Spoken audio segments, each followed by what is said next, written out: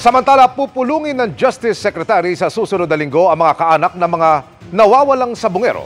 Kasama po ang ilang opisyal. Sa gitna yan ng patuloy na pag-apela ng Justice Department sa inaprobahang petition for bail ng mga akusado. Narito ang aming pagtutok ni Salima Refran. Magtatatlong taon nang hinahanap ni Maria Cristina Ignacio ang kanyang asawang si Mark Joseph. Isa sa mahigit 10 sabungerong nawala noong 2021 sa Santa Cruz, Laguna. Pero hanggang ngayon, kumakapit pa rin siya sa pag-asang mabibigyan ng linaw kung ano na ang sinapit ng asawa. Ako po, hindi po ako sumusuko. Umaasa po ako na magkaroon po pa rin po kami ng hustisya. Ganun na lang na bigla na lang na nawala, okay na. Hindi po ganun. Tao po yun, ama ng mga anak ko. So kailangan, gusto po rin pa rin po namin na makakamit ng hustisya. Umaasa rin siyang darating ang pagkakataon may testigo ring lulutang. Kung sino man po yung nakasama nila sa sabungan, makonsensya naman po na kahit pa lang po konti, bigyan po kami ng update para magkaroon din po ng kaliwanagan yung mga isipan po namin. I-consider naman po nila yung mga tao na nawawala. Magtatatlong taon na po kasi wala pa kami kahit na anong update. Kasabay na nawala ni Mark Joseph ang anak ni Eloisa na si Kiel Daniel Bohol. Nalulungkot daw siya dahil kumakalas na sa pakikipaglaban ang iba pa nilang kasamahan.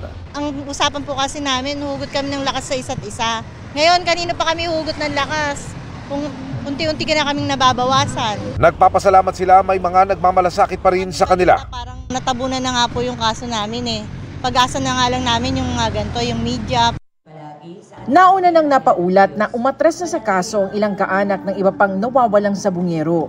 Nakapagpiyansa naman ang mga inaresto noong 6 na gwardya ng Manila Arena na sinasangkot sa pagkawala ng mga sabungero roon noong 2022. Inaapela na ng Department of Justice ang desisyon ng Manila Regional Trial Court Branch 40 na pumabor sa petition for bail ng mga akusado.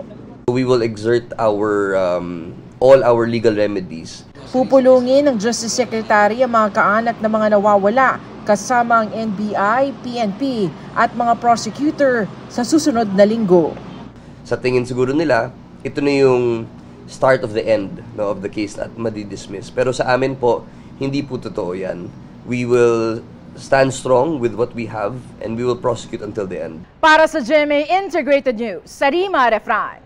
At Emil Sumangil, nakatuto kami 24 oras.